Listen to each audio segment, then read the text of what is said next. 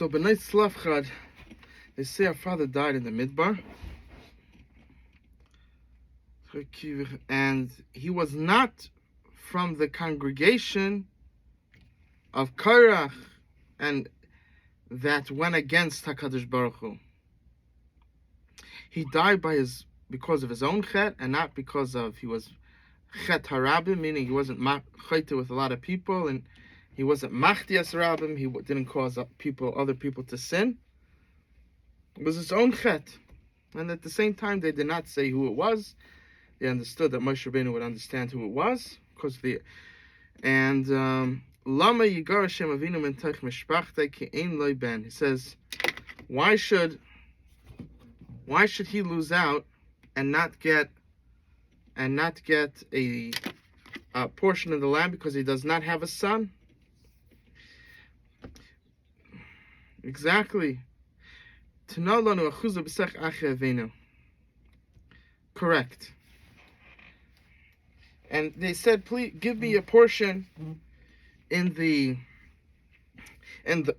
give us a portion in the land amongst the brothers of our father. And they were from the Shevet Menashe. Ben Chefer ben Macher ben Menashe. So they were from Yosef. Yosef had Menashe and Ephraim, so they were from Menashe. The B'nai Slavchad. So Moshe Rabbeinu didn't know what to do. So he went to Hashem. The Yakrev Moshe es Mishpatim Lifnei Hashem. He brought this inquiry before Hashem. And Hashem responded to him that the B'nai Slavchad should get a portion even though there's no sons. The daughters should get the portion of the father.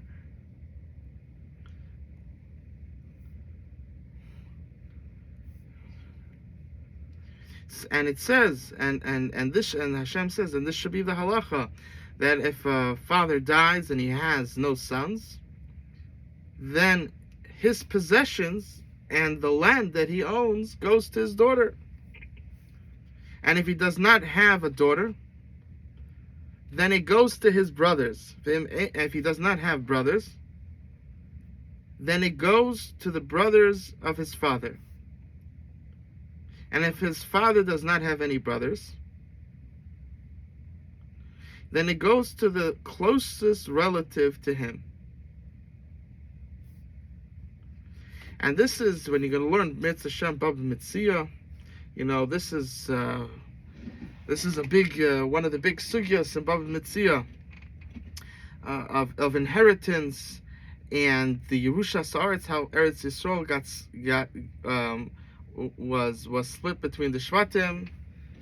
It's a whole big parsha to understand this. And the Torah continues, He says, go on the mountain Avarim, and go see the beautiful land that I'm going to be giving to them. And after you see it, you're going to be gathered by your nation, just like your brother Aaron was gathered. Exactly. Now, people, even though when we say chet, when we say the chet of Mei Meriva, right? That chet, we talk about Moshe Rabbeinu, but really, that was the reason why Moshe and Aaron didn't go in, both of them, because of that chet. They both did the chet, which is a whole nother.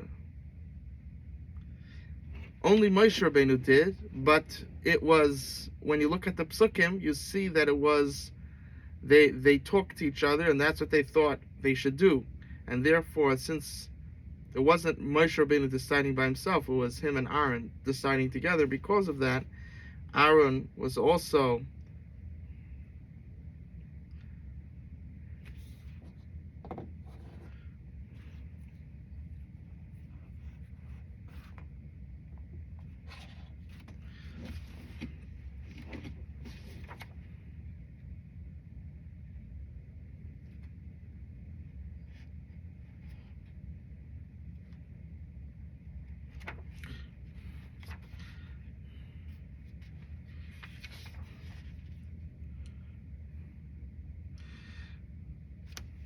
so if we look at so yes, but we see that HaKadosh Baruch Hu considers in the pasuk, Hashem says that because of this chet, you and Aaron won't go in the land.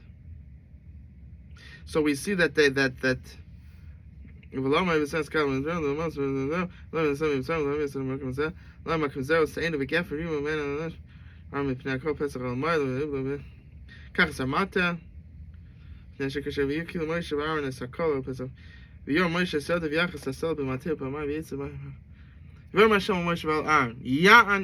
Baruch Hu said after Moshe Rabbeinu hit the rock, Hashem said to Moshe and Aaron, Yan lo yamanti, because you did not believe in me to sanctify me before the eyes of Klal Yisrael, because of that you will not go in to Eretz Yisrael. So we see that Mei Meriva was the cause for Moshe and Aaron not to go in to Eretz Yisrael.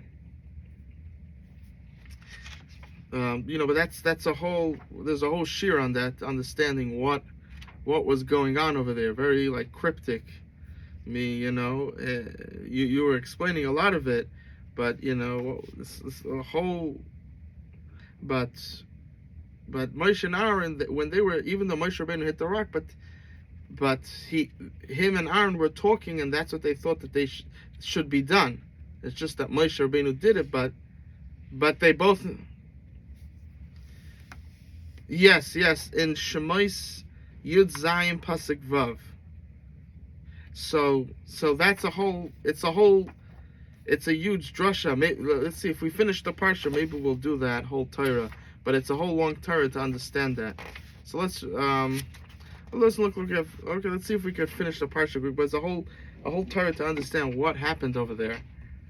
It's not so Parshat.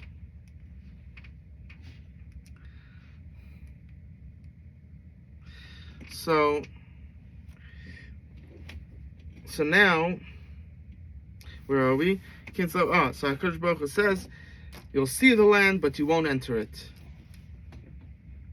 And at least he could see it. That was also, even to see Eretz Yisrael, you see a picture of the Kaisel. It's an amazing thing. And why aren't you going to go in? Hashem Risam Piba Midbar. But Midbar Tzim, Beriva Sa'idalak, Tishir, B'mayim, the name, right? The chet of the Mei Meriva. Yifkaid. And HaKadosh Baruch Hu spoke to Moshe Rabbeinu. That was one conversation, and Hashem speaks to Moshe Rabbeinu again. Yifkaid Hashem Lekeh Ruchais L'Chalbasa Ish Al Ha'eda. Now Hashem is saying, I'm going to be choosing someone to take your place. That a person that will go, that will do, and Klal Yisrael shouldn't be like sheep without a shepherd. You need a leader. And I heard from Rabbi Lavsky, he says, Klal Yisrael is in a very serious situation right now. Why? Because when Rabbi Yashiv was alive, everybody knew in the Litvish world, Rabbi Yashiv, he's the head. After Rabbi Yashiv was with Steinman, but after Rav Steinman was nifter, there's no one now that's appointed to be the leader of the Litvish world. So there's no leader. This is something that he pointed out. That all of a sudden, for some reason, it stopped. So but this is what we're talking about over here. As Hashem says, don't worry, I'm gonna be taking care of Klal Yisrael. Make sure that they shouldn't be like sheep without a shepherd. And HaKadosh Baruch Hu said to Moshe, take Yeshua Banun. Right? There's the Nesiim, huge people over there. Who does Hashem say? Take Yeshua Banun.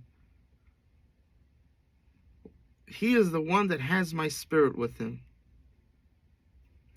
Right? Because he had the Ruach. Where do we see he had that special Ruach? Because he didn't sin with the Chetam Meraglim. And so why wasn't Kalev chosen? Because Yeshua Banun was the Nar L'Yomish Mitaychael. He was being Mesharis Moshe Rabbeinu. So he knew how Moshe Rabbeinu acted in all the different situations. He knew what Moshe Rabbeinu would do. And therefore, he was the one that was chosen.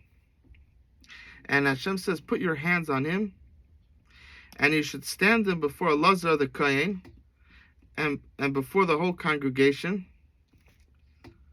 and you should command him,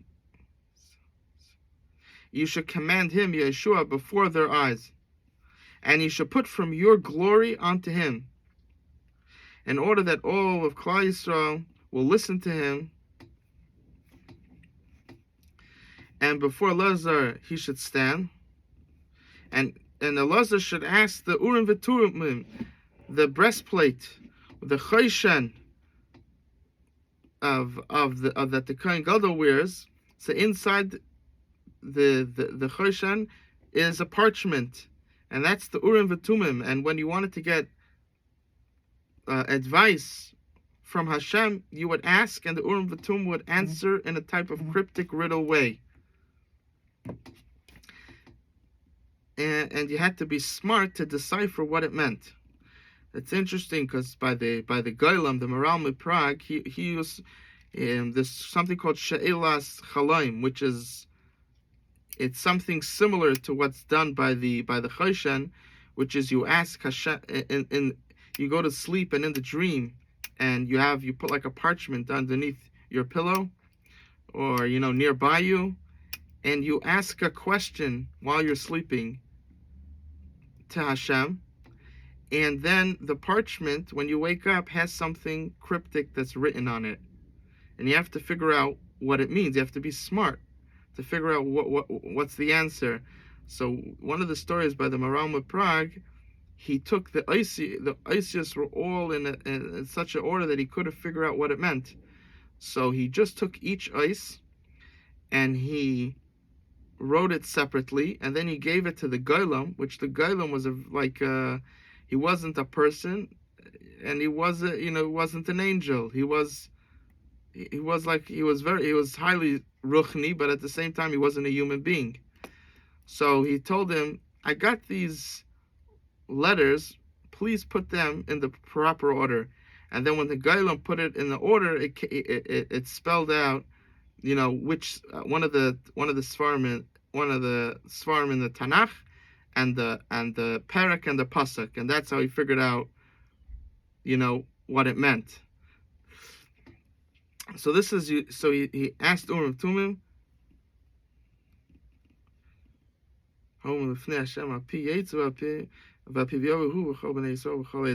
So according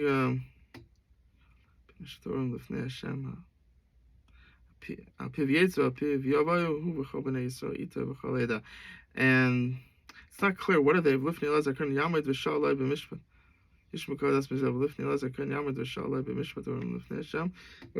What are they asking? Lifnei Elazar kan Yamid she'alticha sheshaylas she'ena covered as a v'chashaf Yeshua yitzach le'Elazar v'shalai kishitzach l'tzes le'mulchama. So, this is what it's saying. So Rashi explains that even though Yeshua is becoming the leader, but he's going to need Elazar. And when he wants to go to battle, he's going to have to listen to he's going to be listening to what Elazar says. And how is Elazar Kohen going to know what to do? He's going to ask the Urim v'Tumim. So it's going to be a joint effort between Yeshua ben Nun and Elazar ben Aaron HaKohen. And Vayas Moshe Kasesi Hashem Moshe V'Yikach Yeshua V'Yamad Lefnei and now Vayidav Hashem Moshe Leim Tzavos Bnei Yisrael V'Mar Teleim Es Kar Bnei Lach Misharem Chaktish Malach Li B'Madav V'Mar Teleim Zayis Shatakviv L'Hashem Kvas Bnei Shim Smim Shnai Leim and Summit. Now we have the Tmidim. Let's see Kvas Bnei Shim Smim Shnai Leim and Summit. As a Kefes Echta. So now first we're talking about the Tmid. Exactly. So this is every single day. There are two karbanos that have to be brought, and they're called tmidim because it's done every single day. Shabbos, Yom Tov, every single day. And this is two shnaim leyayim the. So there's two sheeps. One's brought in the morning and one's brought in the afternoon. And with the sheeps is brought a tenth of an ephah, which is a measurement of fine flour for a mincha, which it's mixed with oil, with like crushed b'shem and kasis, like crushed oil that's come from crush, meaning the from olives, which the amount of oil they use is a fourth of a hin, which is another measurement. And this is oilas tamid asir ba'asina l'rech l'chach yishalash l'Hashem. V'niskar v'yasin l'kevus echad b'kodesh asach nesach shech l'Hashem.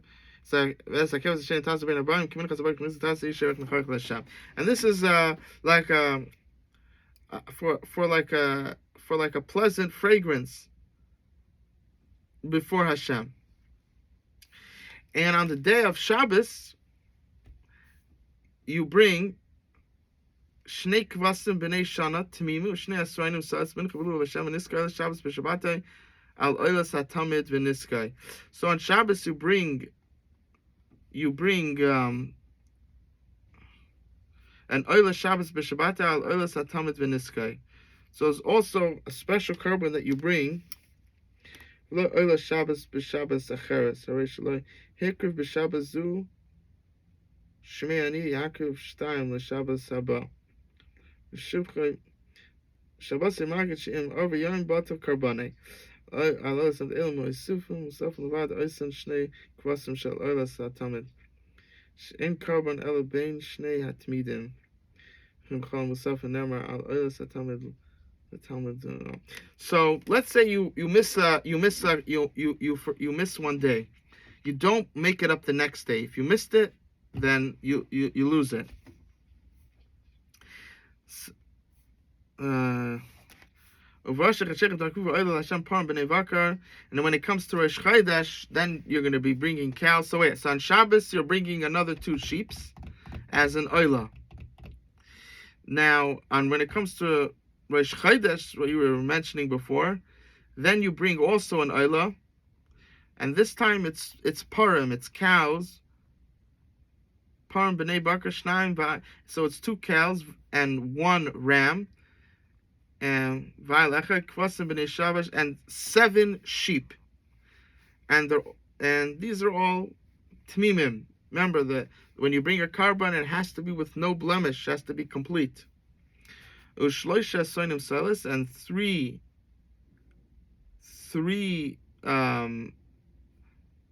esroinim, which is another measurement of fine flour. Mincha, which is going to be a mincha, which is mixed with oil for the first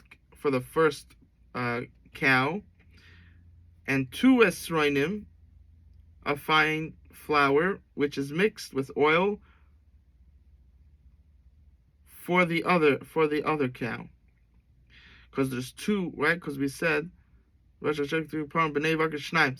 2 parim, so each one has a separate mincha that's brought with it. And there's a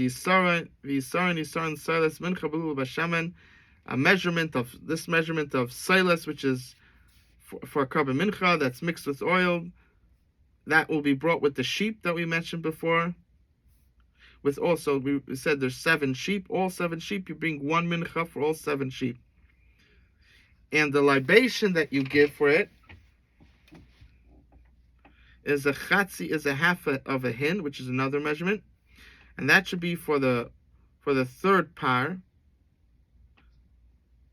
Chatzi and the half of it should be for the par of libation. The libation was with wine.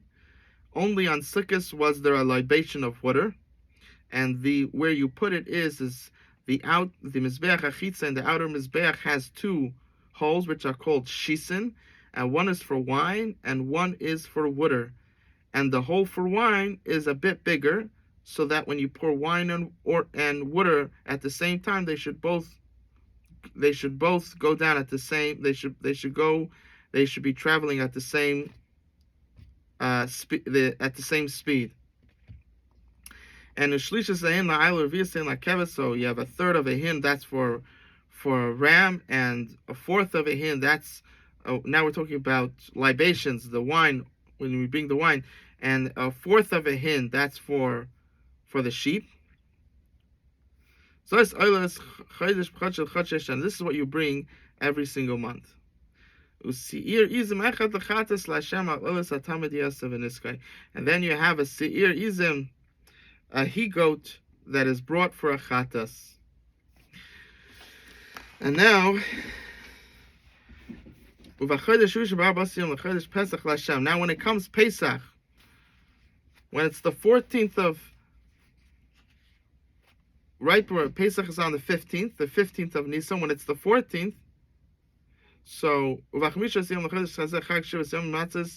we have the so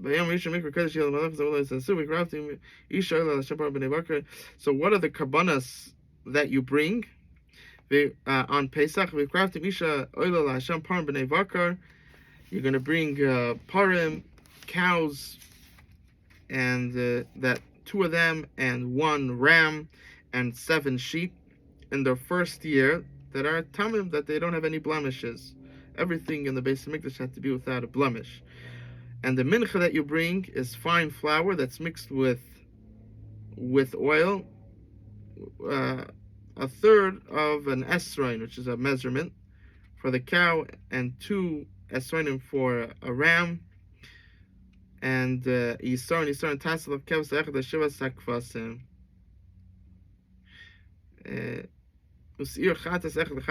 Then you also bring a sir chatas, right?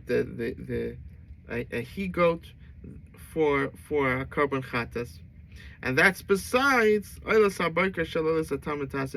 besides the tamid that you bring every single day in the morning.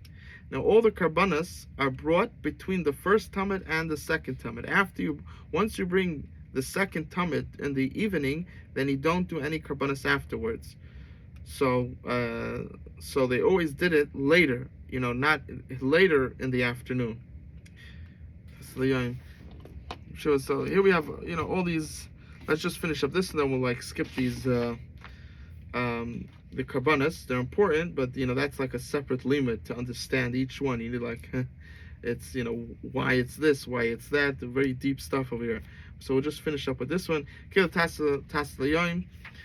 Shiva Yamim Lechem Isherech Lashem Al Ois Hatam Yas Veniska V'Yam Hashvi Mikra Kodesh Yelechem Kamalach Zavod Lois Hasu. Ketasel Yom Shivas Yamim Lechem Isherech Lechem. Let's see what the pasuk trying to say. Yom Shelo Yeh Peischin V'Halchin Kepri HaChag. Let's see. So here we have the mitzvah of Pesach, 7 days. Minat Torah, the first and last day, there isn't malacha. However, since in Gullus, right, we have the Sveika Diyama, so we keep 2 at the beginning and 2 days at the end, and we also have an extra day. In Eretz Yisrael, they have 1 day less for Sukkot and Pesach, and we have 1 day more. Okay.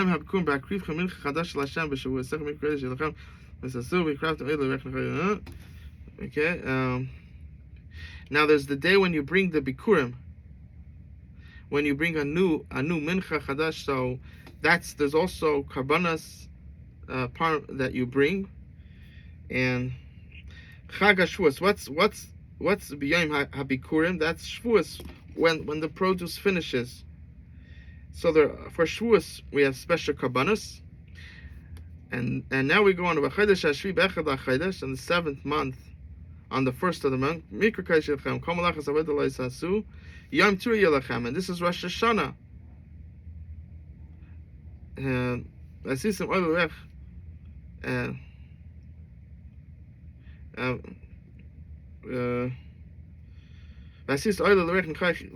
there's karbanos that you bring on that day, and now we go on to the next time. The next when you bring special karbanos, and on the 10th of the 7th month, which is Yom Kippur, right? That's a very holy day, right? Yom Kippur is right underneath Shabbos, and Yom Tovim and Rosh Hashanah is right underneath that.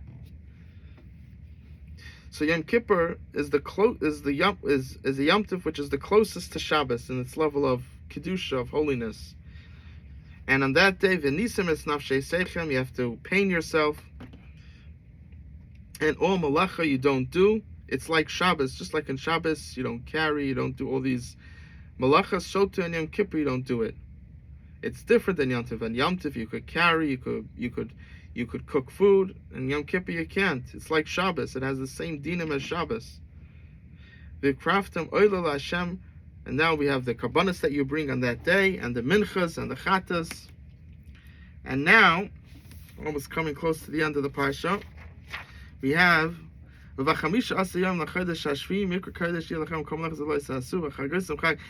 on the 15th of the 7th month, right? We're talking about Tishrei.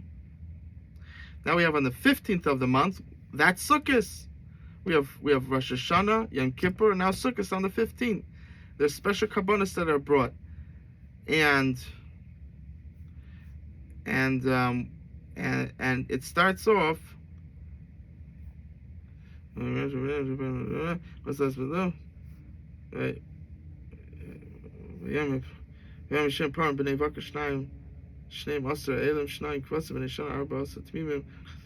Now on Sukkot you bring a lot of karbanos.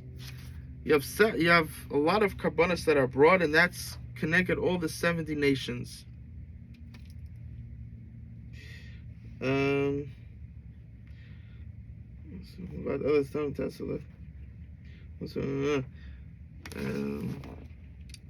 Because remember, even if there's peace in the world, then there's peace with you. But if the other nations aren't in peace, then you're not either in peace. You end up being in war also. And we bring karbanos for all the other nations that they should have that things should go well. Yeah. And now we go with this. Each day there's a different number of karbanos. And now we have on the 8th day of Sukkot, which is Shmini Atzeres, which is even though it feels like it's part of Sukkot, but it's actually its own Yom Tov. And you bring there also a different, special karbanos for Shmini Atzeres. And all these karbanos are brought, which besides the karbanos that when people were anyways there, they brought let's say they made a neder to bring a karban, so they would bring they would bring all the karbanos that they promised to bring, and all the oilos that they said they're going to bring, and all the minchas that they said they're going to bring, and all the shlamim. You could add on the Yom Tov, you could add on to the karbanos of the Yom Tov, and when you add on a karban for Yom Tov, that's called a shlamim. And now Moshe Rabbeinu, this is what Hashem said to Moshe Rabbeinu, he should tell Klal Yisrael, and now Moshe Rabbeinu goes and tells this to Klal Yisrael. And we finish Parshas Pinchas.